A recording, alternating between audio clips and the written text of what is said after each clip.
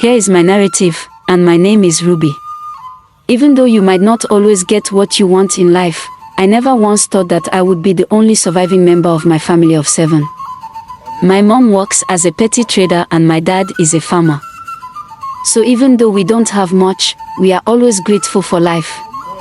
We can at least afford to eat and attend a government school because our governor pays for the most of the tuition. We are grateful that God has given us a wonderful governor like David. My brother Chidi ran home about 5:30 am on a Monday, screaming and in a panic. His voice could be heard from long distance. Papa, Papa, Papa stammered while yelling, and my mother rushed out of the room, screaming, "Chidi, what's wrong?" My 3 siblings and I were still sound asleep when Muna woke us up and struck us to wakefulness, and we hurried outside only to see my mother sobbing on the ground. "I'm done, Mom." "What's wrong?" I say. I couldn't stop the terror that gripped me.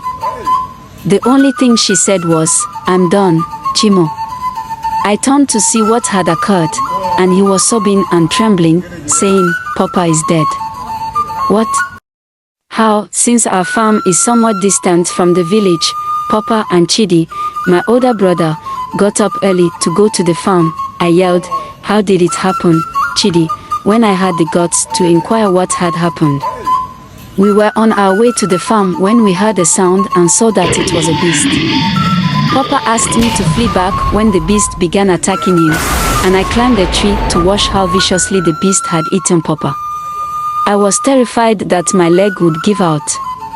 "You mean a beast that has murdered and eaten Papa, Jesus Christ?"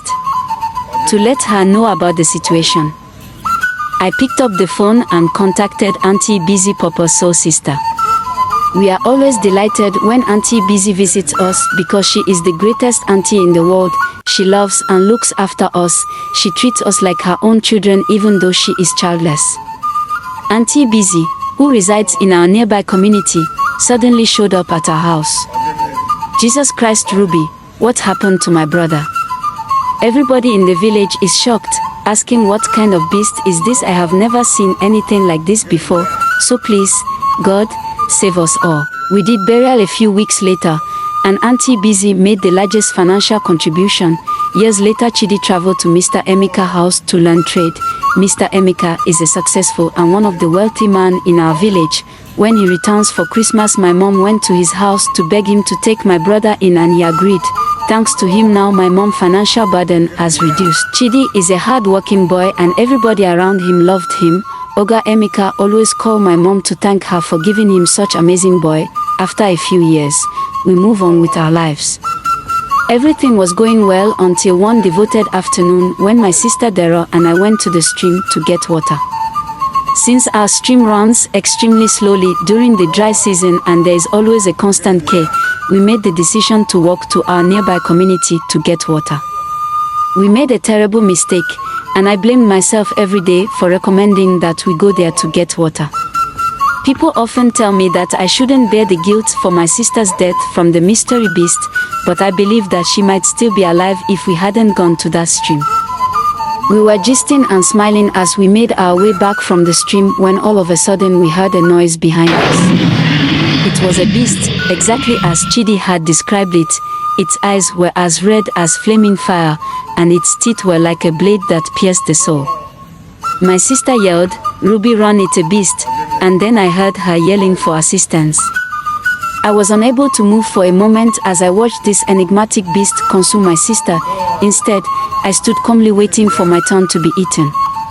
Amazingly, just as the beast was about to approach me, it turned and fled back into the forest.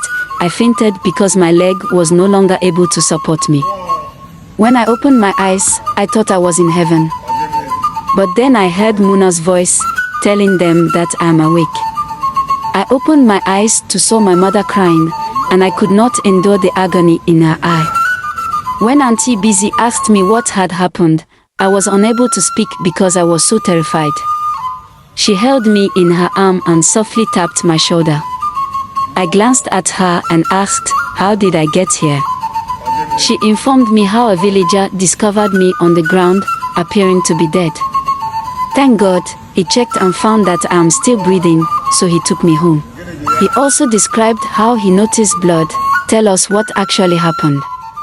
He claimed to have seen blood splash on the ground and to have carried a cloth that appeared to be Dara cloth. I tell them all about it. Auntie Busy, yelled the beast again. Why, my only brother's family? Why? You mean that Dara is no longer with us and that we are unable to view her body to bury her? Lord, isn't this excessive? What have we done to merit this unexplained death, and who is this beast? In contrast, my mother was distraught.